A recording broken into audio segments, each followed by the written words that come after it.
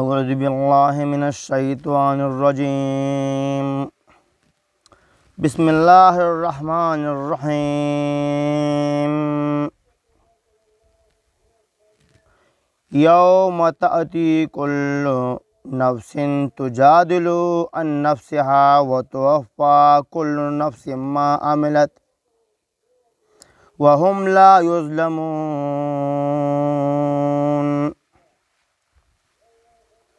خوږو دوستانو، ستاسو په مخ کې د قرآن مجید یو آیات ما وړاندې کړو. نن زمونږ د تقریر موضوع ده عذاب دوزخ، یعنی اللہ جل شانہ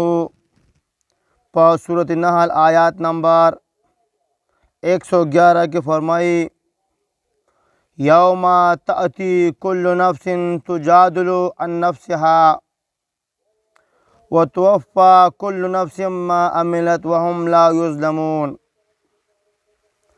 او یاد کړه هغه ورځ چې را بشي هر نفس، هر یو کس په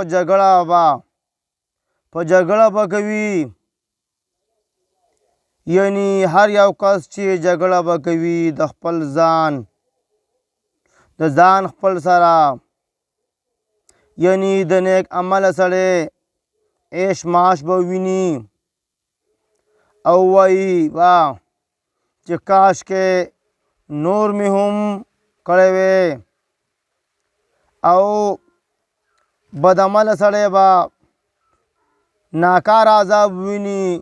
وای با چې کاش چې مې نه وی کړی، یعنی دا عمل مې نه وی کړی، او پوره به کړی شي او پوره به ورکړی شي هر یو نفس لره جزا د هغه عمل چې څه یې کړي وي، او په دوی به ظلم نشي کولی او په دوی به ظلم ونه کړی شي. مقصد دا چې که د چا ښه عمل و نو د اجر نه به څه کم نشي، او که د چا عمل بد و یعنی ډیره سزا به ورنه کړی شي،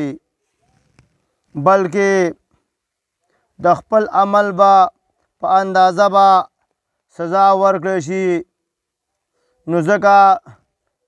لقمان حکیم خپل زوی ته فرمایي یا بنیا انها ان تک مثقال حبة من خردل فتكن في صخرة او في السماوات او في الارض يأتي بها الله ان الله لطیف خبیر. ترجمه دادا اے بچوڑیا، بیشکا هغه پټ څیز د عمل نه کچری وي دغه عمل په قدر د دانې د وري، پس وي دغه دانه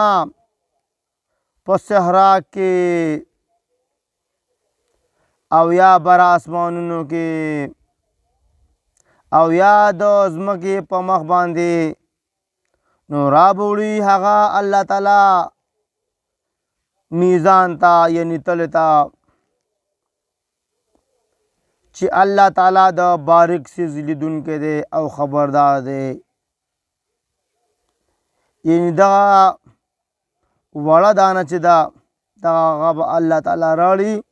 که د اوري د دانې عمره یم. بل ځای کې الله تعالی فرمایي فمن یعمل مثقال ذرة خیرا یره ومن یعمل مثقال ذرة شرا یره. سورة الزلزال آیات نمبر 7 او 8. پس هر چا چې وکړو په مقدار د ذرې نیکي نو او به ویني هغه، او چا چې هغه وکړه په مقدار د ذرې بدي او به ویني هغه. مقصد دا چې د غوښ د دانې هومره ګناه د ذرې او د ذرې هومره ګناه حساب به د انسان سره کیږي او په مشرقو عذاب فرض شوی دی او چې رضای شي نو مومن له به عذاب او چې رضای شي نو مومن له به عذاب پرې ورشي. نو اوس وګورئ راتلونکي آیتونه چې د عذاب په هکله الله تعالی څه فرمایي. الله تعالی په دې مخکینی آیت کې فرمایي په سورة الحج آیات نمبر 19 فالذین کفروا قطعت لهم ثياب من نار يصب من فوق رؤوسهم الحميم يسحر به ما في بطونهم والجلود ولهم مقامع من حديد كلما أرادوا أن يخرجوا منها من غم أعيدوا فيها وذوقوا عذاب الحريق. ترجمه دا ده هغه کسان چې کفر یې کړی دی په دنیا کې سخت شوي دي دوی لره جامې له اور نه او اړولې به شي د پاسه د سرونو د دوی اوبه ګرمې او ویلي کولې به شي په دې اوبو سره هغه چې په ګېډو د دوی کې دي یعنی کلمې او پوستکي د دوی به هم پرې سوځي او یو به له دوی د پاسه ګروزونه د اوسپنې نه او هر کله چې اراده وکړي د دوی د وتلو د دوزخ نه چې خلاص شي یعنی د غمونو نه نو بیرته به وګرځولی شي د دوزخ ته د پاره د دې چې وسکي عذاب د اور سوځېدونکی. بل ځای کې الله تعالی فرمایي بل کذبوا بالساعة وأعتدنا لمن کذب بالساعة سعیرا. دا د سورة فرقان آیت نمبر 11 ترجمه دا ده بلکې نسبت د دروغو کوي دوی قیامت ته او تیار کړی موږ د پاره د هغه چا چې نسبت کوي د دروغو د قیامت ته او ګرام یعنی نسبت د دروغو هم داسې وي لکه چې ځینې خلق ځان ته مسلمان وایي او کله کله مونځ هم کوي او د بعثت په موقع به داسې وایي او د باس په موقع به داسې وایي پرېږده سړیه ته راغلی د قیامت نه او یا به وایي څوک راغلی دي د هلته نه یعنی بالکل منکري. الله تعالی مخکې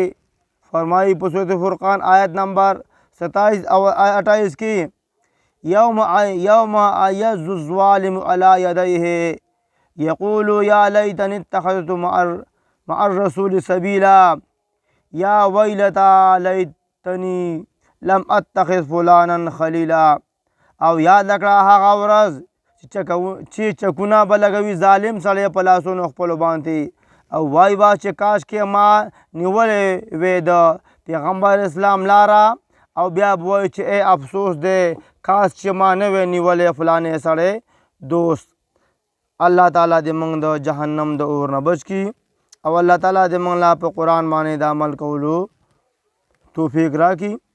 ربنا آتنا فی الدنیا حسنة وفی الآخرة حسنة وقنا عذاب النار. اللهم احسن عاقبتنا في الامور كلها واجرنا من خزي الدنيا وعذاب الاخره وما علينا الا البلاغ المبين.